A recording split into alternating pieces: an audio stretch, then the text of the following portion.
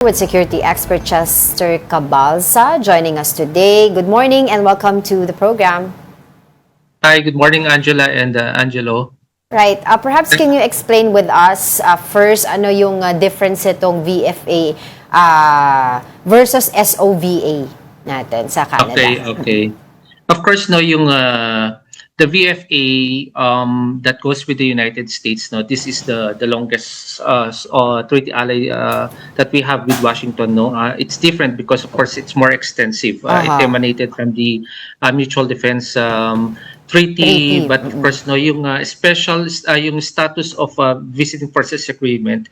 This is, I think, is similar to what we have with Australia. No, I think mas specialized lang ito. Like say for example for Canada, no, they've been helping us so far with the dark vessel detection system. Yung mga vessels na pinapatay yung ilaw sa West Philippine Sea para hindi sila mapansin, no. I think that that has been other contribution to us, plus the cybersecurity, and at the same time the HADR na sinasabi ni Secretary Bono. I think those are some of the specialized defense agreement that they want to forge with the Philippines, no. Unlike with the VFA na meron tayo with the US, and yung reciprocal access agreement that we have with Japan, certainly similar yung SOFVA with Australia and New Zealand, no, kasi magkakaibigan naman yan, and I think mas may niche cooperation lang dito, and I think that would differ this agreement with the visiting forces agreement that we have with the US. All right, so I was wondering, what does this do with the what do you mean the shape or the role that would shape Canada in the Indo-Pacific region?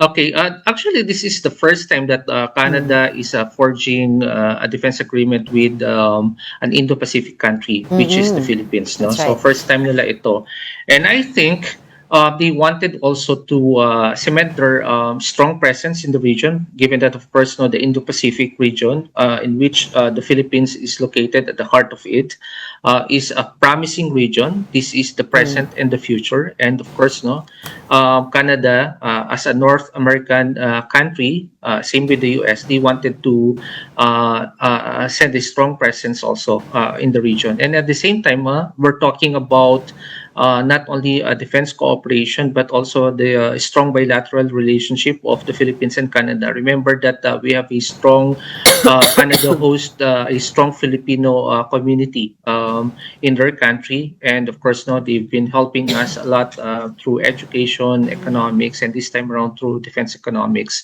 And I think it's high time that that we have this kind of cooperation. And this is one way for Canada also to expand their market and their defense economy in the Indo-Pacific region. Does this latest development put pressure right now, at least sa panig ng China, a little more pressure na to a point na maybe in the future we can go to the negotiating table knowing that we have Canada and the US behind us at may konting leverage naman tayo? Definitely, because of course, no, Canada is still part of the G7, one of the strongest groupings in the world. But at the same time, there's pressure on both sides. From the point of view of China, of course, no, lumalaki rin yung kanyang alliances in the region, and of course, no, for the Philippines, this is something new for us. We haven't seen this in our history. It's only gaining momentum right now, where of course, no, with the directive of President Marcos to be friends with everyone, and of course to diversify our defense commitments and cooperation to the world. I think this is the first time that the Philippines has this kind of defense cooperation now, inking defense agreements or visiting forces agreements with 5 countries, no. So hindi ito biro, but of course, no, there will be consequences, and consequences will be heightened tensions.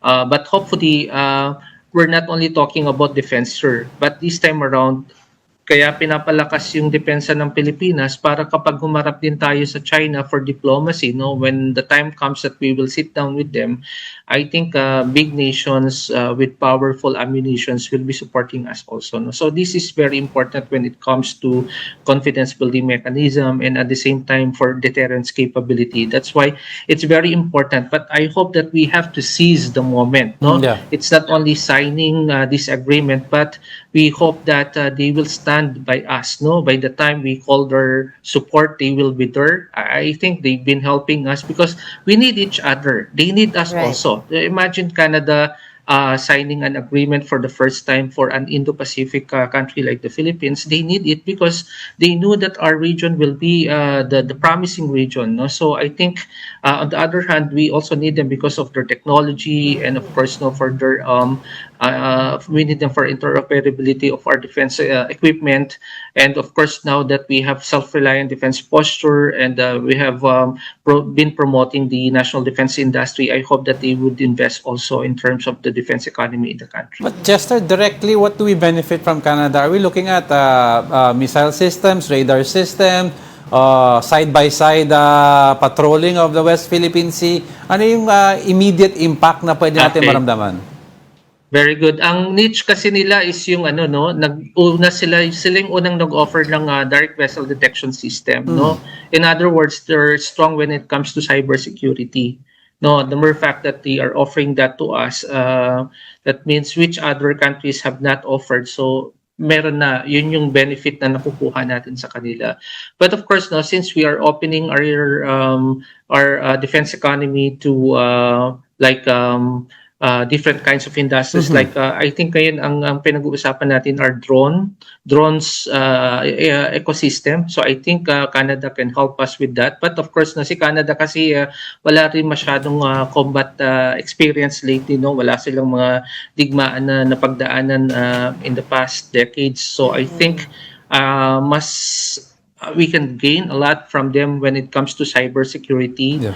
And not so much on the drone technology. I think other countries can offer us better than us. That more than that, I think yung now we are talking about submarine acquisition and other military hardware. I think doon sila pwedeng tumulong sa atin. But more than that, ang niche talaga nila is the rules-based in maritime international rules-based norms, and at the same time yung they recognize the arbitral award and the international Right. law. I think yun yung pwede nating makuhang support sa kanila because they are still part of the G7.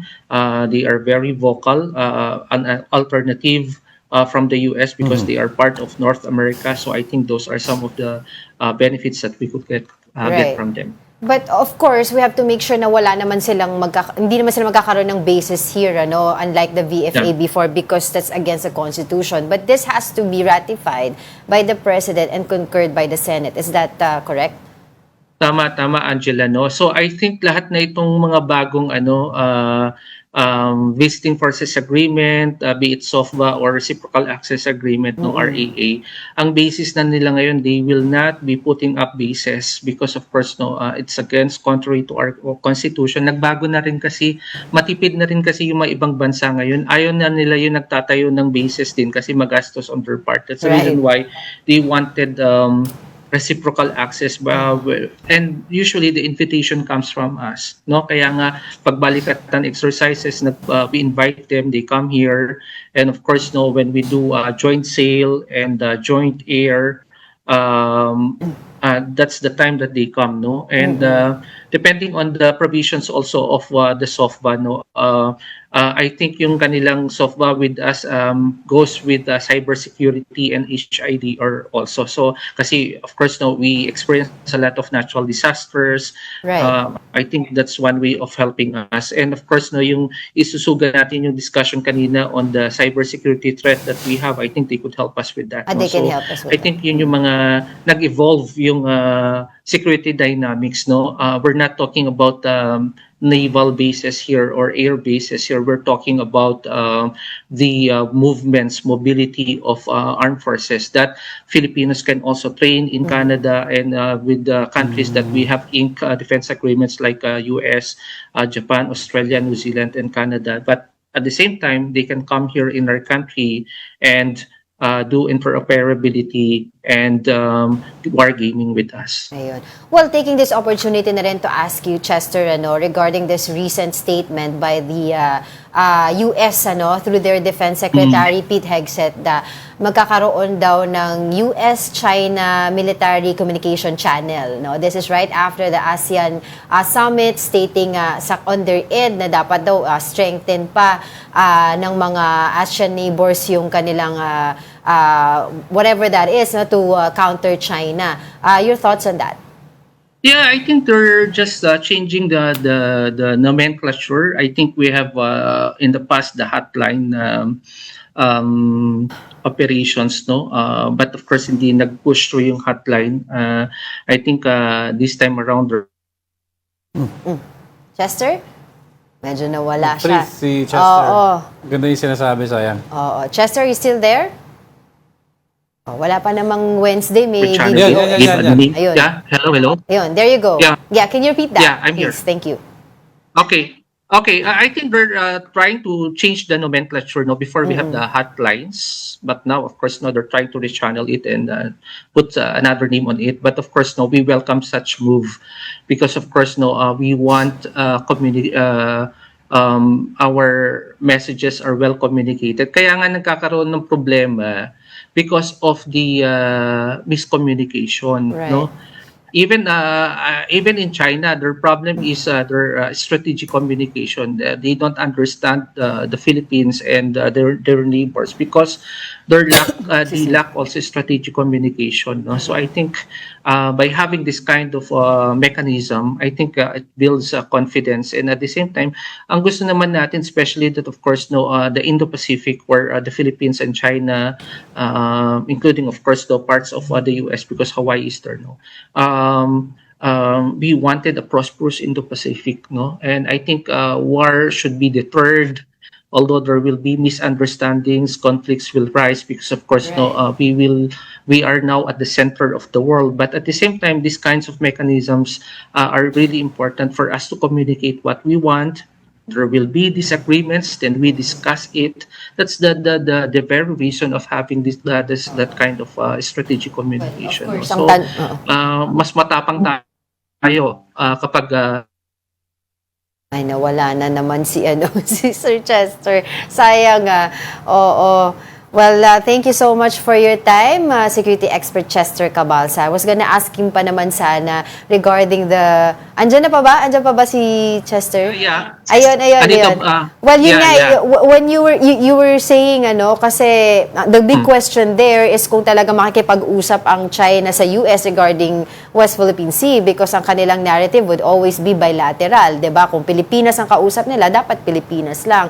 Now, my question here, very quick na lang, Chester, yung dun sa mga balita na President Bongbong Marcos sa APEC Summit ay in-approach itong si President Xi Jinping. Anong basa mo dun? I think our president is very bold and courageous and very diplomatic. I think ganun dapat, no. I think ibig sabihin that gesture, no, handa na makipag-usap ang Pilipinas sa China. I think that's the strong message that we could get from that position, no, that based from what we have seen, no. Imagine our president boldly stood up to President Xi Jinping and of course, no, for sure they discuss something there that alone is very commendable. No, we salute the two leaders for having that kind of short momentum. I hope it opens a lot of doors for us. This is now the best time for us to sit down and talk with China and resolve peacefully the dispute in the. All right. Yan. On that note, maraming salamat sa iyong oras, security expert Chester Cabalza.